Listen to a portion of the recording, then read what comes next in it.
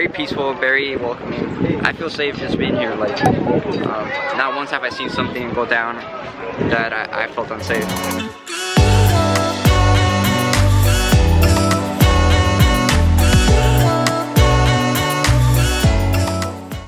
This is Bootsy Pilang reporting to you live from Tijuana, Mexico. This is my cousin Kiki. He is going to be an on-site reporter for the caravans that are right now in the north part of Tijuana.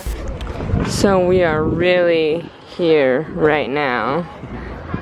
This is history in the making.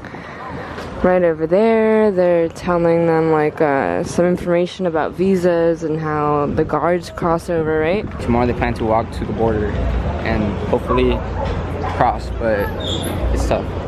Yeah, like I don't know what the best thing that could possibly happen is. Like what would be like the best outcome right now? Well, hopefully no one gets shot. That's the first. And hopefully it's very peaceful, you know? Perfect!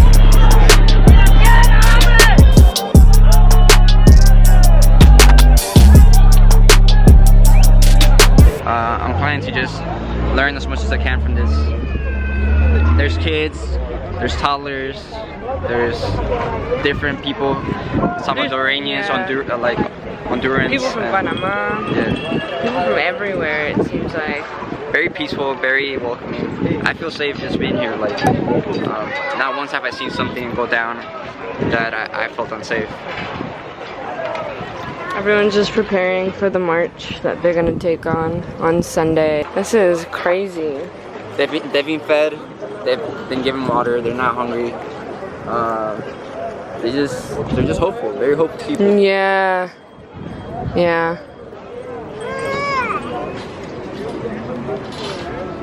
I never thought I would be right here. Right? I was just watching the news last week in my living room, and now here we are. Half my mouth is numb, my face is numb. I just got out of the dentist, so I'm having a hard time speaking Spanish. But let's go this way. This is my cousin Kiki, by the way.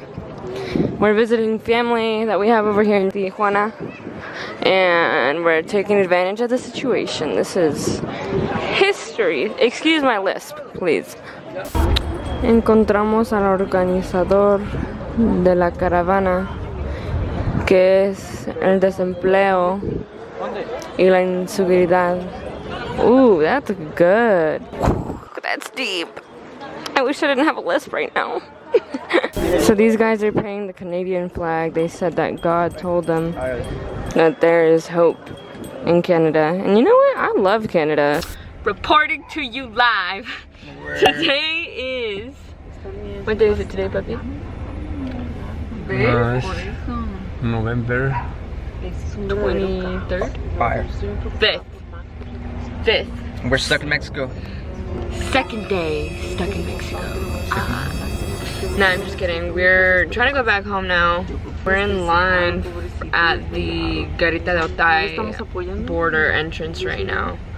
And traffic is bad. Friday we were at the... In el centro. El centro, where all the people from the caravans were like being hosted. And they've decided to protest today. And now they've shut down the entry at San Isidro. And so now this is the only open entry nearby. The one that we're in line for right now. And I think we're gonna have to walk. Hopefully we can get there before they close this one. I think it'd be kind of funny if they closed. Oh, then we'll be stuck here forever. Forever. Forever. Cross your fingers. Oh yeah? You want to stay here, Bubby? We can stay. No biggie. No biggie. No biggie.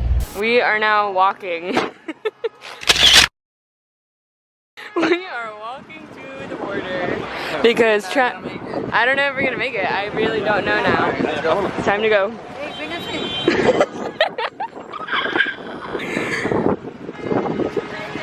Okay, this line has gotten ridiculously out of hand in a really short amount of time. There's like 500 people behind us. Yeah. I hope we make it through. Yeah, before it closes. Sorry, I'm staying here. I'll jump with the caravan. They closed down. Sí, ya les San Isidro, Sí. borderline. Oh, mommy.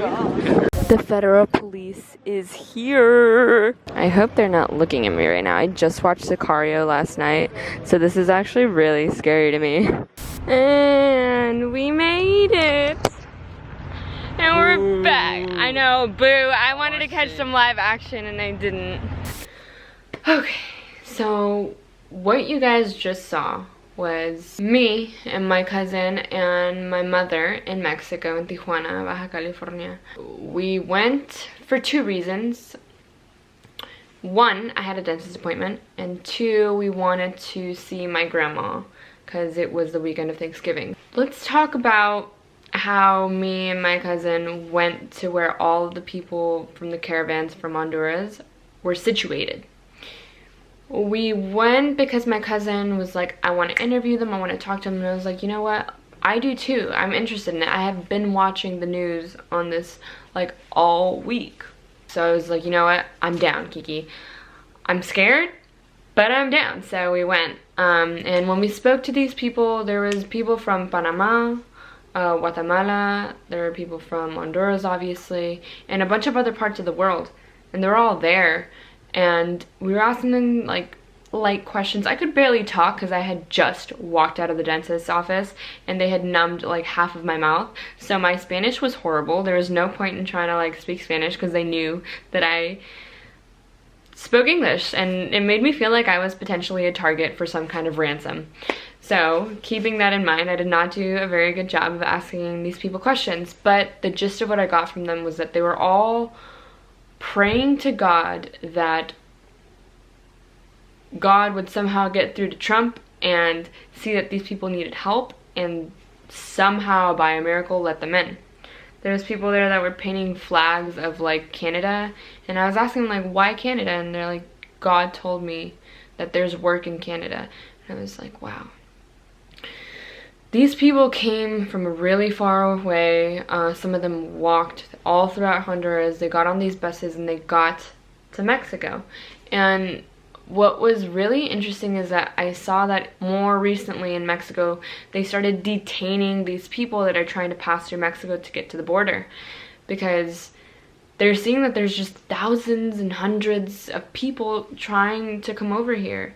And since Mexico knows that they're not going to get through to the US and that they're all going to stay in Mexico, they're kind of feeling the heat too of like, how are we going to help these people? They don't have a home, they don't have food. And so I know the UN got some, I think they have like a plane that they were asking people like, are you tired of this yet? Do you want to go home now? So they were asking people to put their names on lists of people that wanted to get flown back home, since the road to here must have been terrible. It's just really sad what's going on. I'm really interested in all of it. I've been watching the news, keeping up with it, because I'm Hispanic, and not only that, I'm first generation. So my parents are from Mexico. My mom's from Sinaloa, my dad's from Guadalajara, and they're immigrants. I mean, they're citizens now, but they went through it. So my heart breaks for these people who are looking for a better life, because once upon a time, my dad was looking for a better life and he found it here in the US. So my compassionate side feels for these people that are looking to better their lives and live healthier lives where their government is not corrupt. That's understandable. And if you don't agree with that, I don't know what to tell you. But I am a very neutral person. I like to look at both sides of situations all the time, because it's the only right way to do it. That's the only way you'll fully understand something. So that's my compassionate side. But then the reasonable part of me knows that it doesn't matter if it's the US or whatever country you guys know that I don't know my countries very well. I'm so sorry. But any country will not let you in unless you paid, you know, like you can't just go to a country and say, hey, I want to live here. You cannot do that. That's not just the US. So for people to like backlash on the US and be like, oh, it's so messed up that you guys aren't letting these people in when they're pleading like when they need asylum. It's just not the way the world works. And may I just say that when thousands of people gather together and they peacefully march to the border, but really they rushed the border, broke through the wall, got through all these people, it's no surprise that they got tear gassed and that they got rubber bullets shot at them. Like, that's not how you enter a country, you know? You need to prove yourself to the US that you're not a criminal. You know, there's a process, there's a due process that you have to go to, and my dad went through it once upon a time. He had to wait, so did my mother. I still have tias in Mexico that have been waiting to get the chance to become a US citizen, you know? There's so many people in Tijuana that have been waiting patiently to get the chance to become a US citizen. It's just kind of funny to see these people come from such a long way from Honduras, and they say that poverty is really bad, and actually it is. I've seen videos of their hospitals and how they don't, when a baby is born, they don't put the newborns in incubators. They put the newborns in cardboard boxes because they don't have the funds to fund their hospitals and take care of their people. The government is corrupt, and you know, that's really, really bad, very unfortunate, very sad. But when you're fleeing from Honduras and you get to Mexico, keep in mind, Mexico, there are parts that are bad, I know, but it must be some kind of step up from Honduras. So for them to go to Mexico and look around, walk through Mexico and say, I don't really like this place either, is just like, you're picking and choosing what country you want to get welfare from. Because these people would need to be put on welfare, you know, and I don't know if I know enough about this topic to talk about welfare and Social Security, but I do know that our Social Security is running out at a very quick pace. And they say that people my age will not get to have Social Security, which is really, really scary. But anyways, yeah, like these people picked and choose. They said, no, we don't want to stay in Mexico. We don't like it enough. And they decided to go to the US, which is like, you're being choosy. I don't know. I think it's kind of funny. Not the whole situation. The whole situation is really, really sad, but I don't know. Let me know what you guys think down below in the comments. It was really exciting to be in Tijuana when all that stuff was going on, but I was in the border that is Garrita de Otay, which was the border that did not get rushed. People rushed the San Isidro border entry. So I'm kind of sad that I didn't get to see that, but nonetheless, I was there.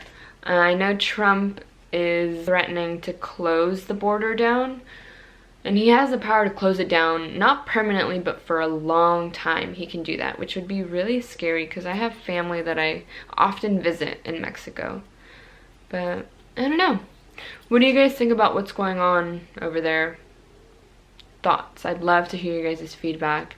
I love all this kind of like politics and stuff.